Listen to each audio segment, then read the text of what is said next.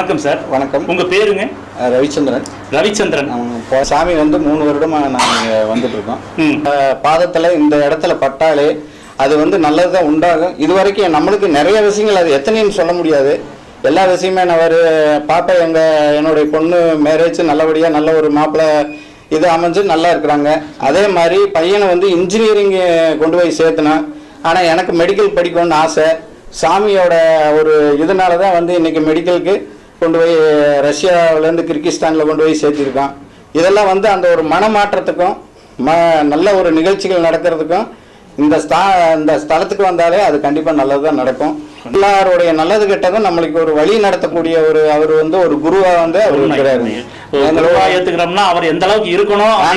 3 வருடமா எங்களுடைய நட்பும் இருக்குதுங்க. ரொம்ப நல்லா இருந்தது. நீ அறிவாயோ